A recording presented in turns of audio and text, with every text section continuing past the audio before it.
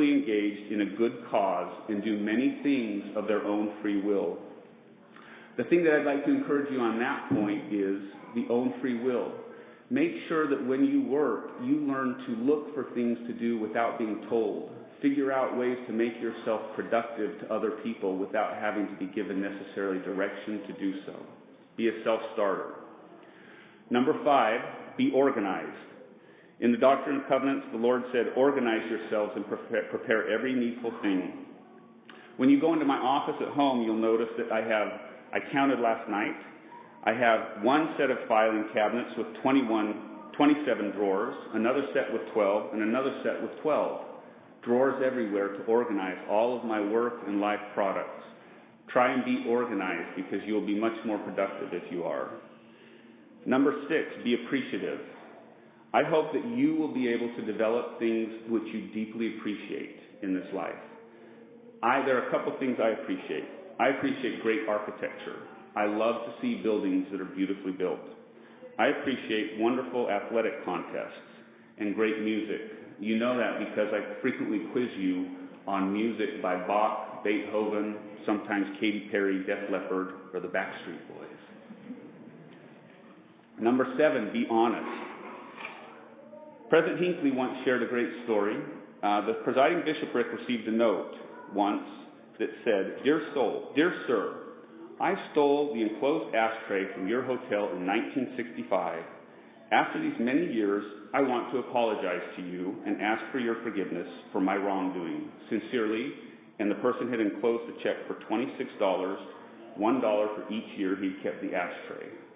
I wonder how frequently that person had a slight tinge of guilt every time they tapped the cigarette on an ashtray that they had stolen from a hotel. It's not worth it to save a couple bucks on anything if it violates your integrity. Number 8, be familial. Understand the importance of the family in your life. Take the time to develop relationships with your immediate family, with your extended family, and understand that you're part of a church that does a great job emphasizing this. President David O. McKay said that no other success can compensate for failure in the home.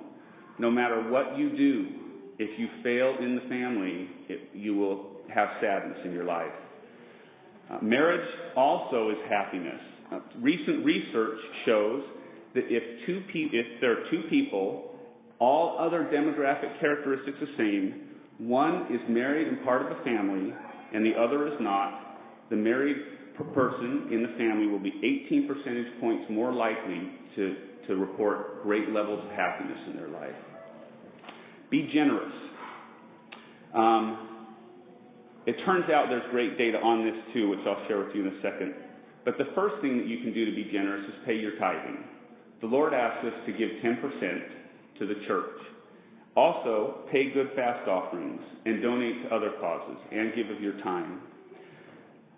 There's a really interesting person who's done a lot of research on this. It's an economist, Arthur Brooks, and he had learned early on in his career about a saying from John D. Rockefeller, the richest person to ever live, who had once said that he became so rich partly because he gave away so much. And this made no economic sense to Arthur Brooks. So he decided he was going to try and disprove this.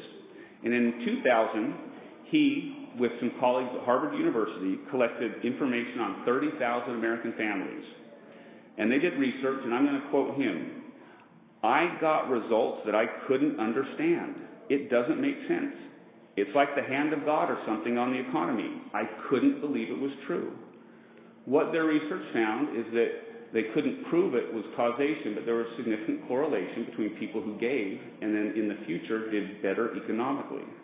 Now, I'm not saying you're going to get rich from donating and giving tithing, but this economist went to a psychologist and said, can you make sense of this? I can't.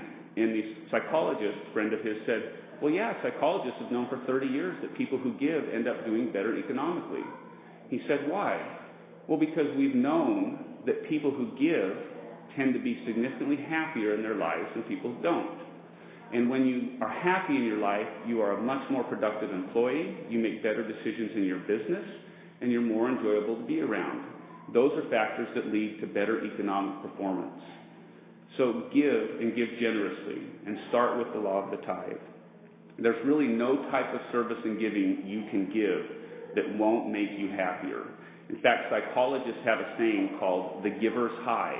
It's a high similar to someone who works out and does a run or a marathon, or a high you could get from illicit narcotics, which are not nearly as helpful as giving. So let's give instead.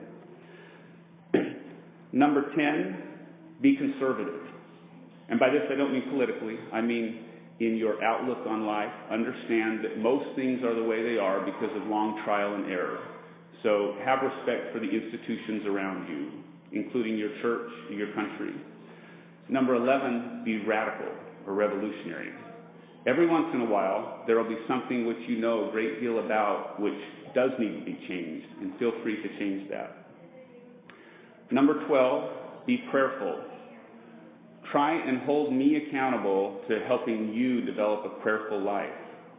I can testify to you that you and I wouldn't be here today if it hadn't been for people who prayed and listened to the answers of those prayers to help them in their lives. You can have a direct relationship with your Heavenly Father if you develop prayerful habits. And number 13, the last one, be grateful.